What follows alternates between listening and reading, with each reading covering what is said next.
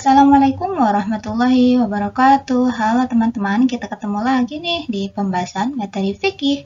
Kali ini kita akan membahas materi kelas 11 Madrasah Aliyah Sederajat semester 2, rangkuman dari bab 5 pernikahan dalam Islam.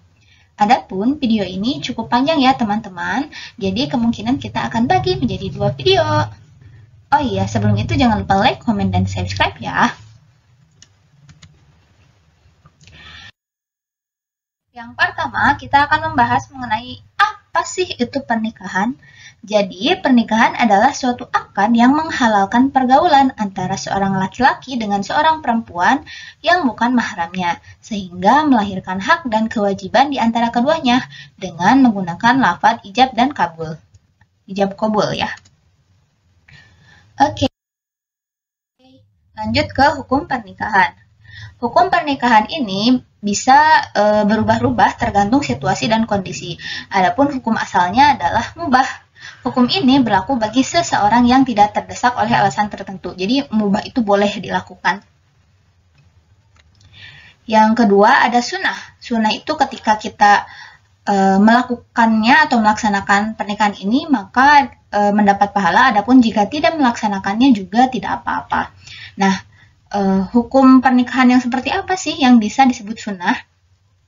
Hukum ini berlaku bagi seseorang yang memiliki bekal untuk hidup berkeluarga, mampu secara jasmani dan rohani. Yang ketiga ada wajib.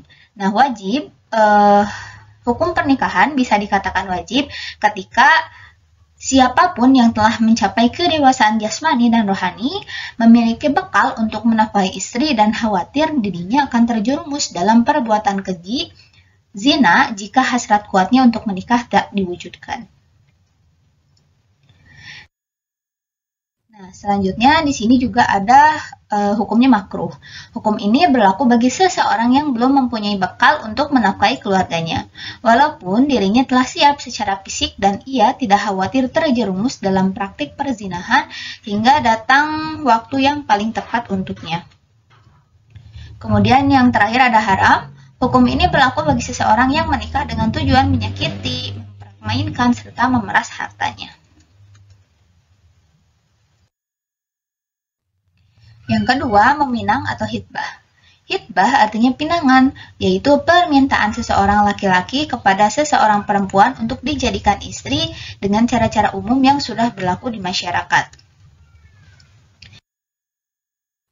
Cara mengajukan pinangan. Pinangan kepada gadis atau janda yang sudah habis masa iddahnya dinyatakan secara terang-terangan. Yang kedua, pinangan kepada janda yang masih berada dalam masa iddah, talak bain, atau ditinggal mati suami tidak boleh dinyatakan secara terang-terangan. Pinangan kepada mereka hanya boleh dilakukan secara sindiran.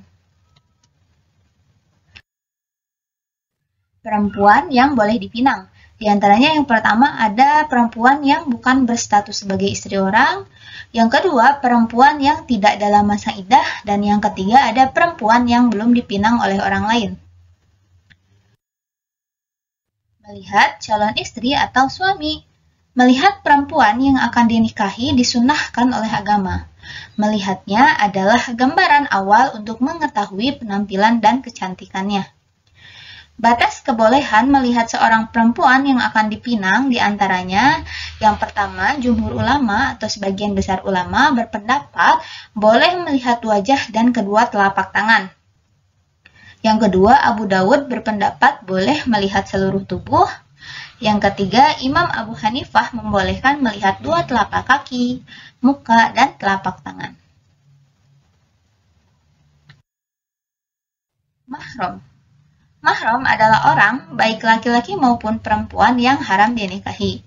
Sebab-sebab haram dinikahi diantaranya yang pertama, sebab haram dinikahi untuk selamanya, dan yang kedua, sebab haram dinikahi untuk sementara. Nah, sebab haram dinikahi untuk selamanya itu misalkan seperti ibu kandung, adik kandung, kakak kandung, nah itu adalah sebab haram dinikahi untuk selamanya. Adapun sebab haram dinikahi sementara itu contohnya seperti ketika seseorang menikah dengan kakak perempuannya. Nah, kakak perempuannya, adapun ketika si suami ini ingin menikah dengan adiknya, maka haram. Tapi ketika kakaknya meninggal, nah suaminya boleh menikah kembali dengan adiknya, adik dari si kakak ini. Itu salah satu contohnya. Nah, di sini juga ada rinciannya ya, teman-teman. Sebab haram dinikahi untuk selamanya. Nah, ini wanita-wanita yang haram dinikahi karena hubungan nasab. Yang pertama ada ibu, nenek secara mutlak dan semua jalur ke atasnya. Yang kedua ada anak perempuan beserta semua jalur ke bawah. Yang ketiga saudara perempuan. Maksudnya di sini saudara perempuan, adik kandung, kakak kandung dan lain sebagainya. Yang keempat bibi dari jalur ayah secara mutlak beserta jalur ke atasnya. Yang kelima bibi jalur ayah secara mutlak beserta jalur ke atasnya. Yang keenam, anak perempuan dari saudara laki-laki secara mutlak. Yang ketujuh, anak perempuan dari saudara laki-laki.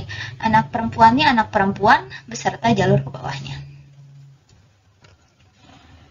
Nah, selanjutnya di sini ada wanita-wanita yang haram dinikahi karena pertalian nikah.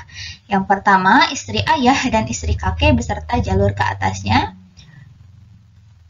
Yang kedua ada ibu istri atau ibu mertua dan nenek istri ibunya ibu mertua. Yang ketiga wanita-wanita yang haram dinikahi karena sesusuan atau rodhoah, ibu yang menyusui dan saudara sesusuan. Nah, itu adalah orang-orang yang haram dinikahi untuk selamanya. Dan yang terakhir ada wanita yang haram dinikahi lagi karena sebab li'an. Selanjutnya ada sebab haram dinikahi sementara.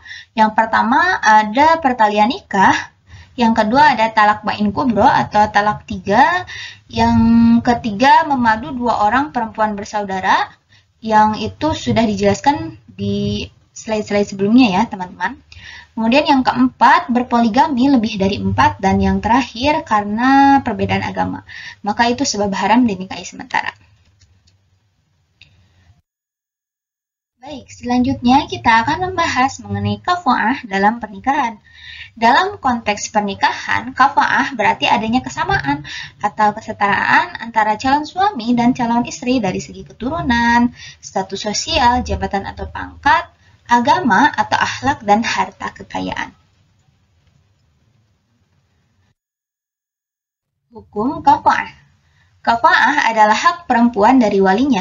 Jika seorang perempuan rela menikah dengan seorang laki-laki yang tidak sekufu, tetapi walinya tidak rela, maka walinya berhak mengajukan gugatan fasah atau batal.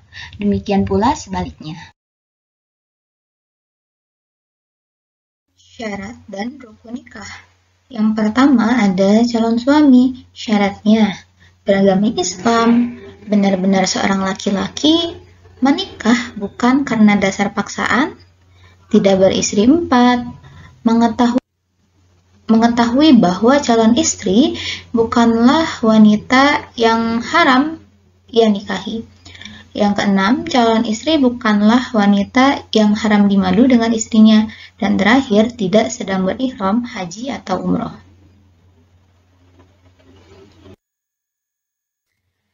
Rukun dan syarat nikah selanjutnya adalah calon istri.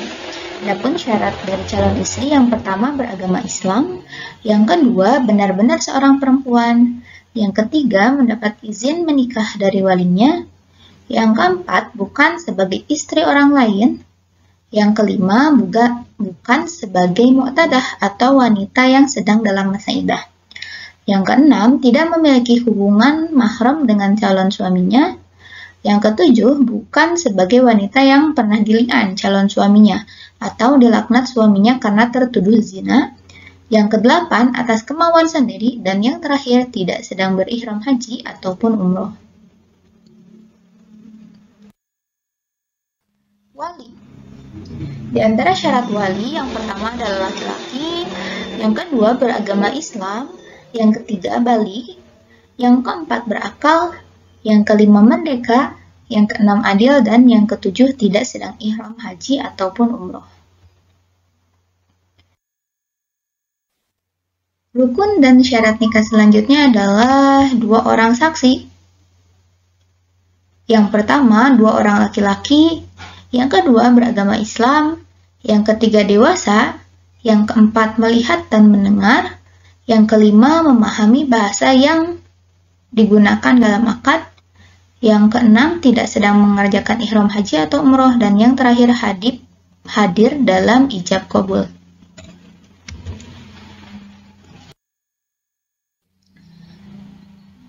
Yang terakhir ada ijab qabul. Adapun syaratnya yang pertama menggunakan kata yang bermakna menikah atau nikaha atau menikahkan, tazwija, baik bahasa Arab, bahasa Indonesia atau bahasa daerah sang pengantin. Yang kedua, lafaz ijab qabul diucapkan pelaku akad nikah, pengantin laki-laki dan wali pengantin perempuan. Yang ketiga, antara ijab dan qabul harus bersambung, tidak boleh diselingi perkataan atau perbuatan lain. Yang keempat, pelaksanaan ijab qabul harus berada pada satu majelis atau tempat dan tidak dikaitkan dengan suatu persyaratan apapun. Dan yang terakhir, tidak dibatasi dengan waktu tertentu. Baik, cukup sekian pembahasan kita pada materi kali ini. Jangan lupa tonton part 2 dari video ini ya. See you!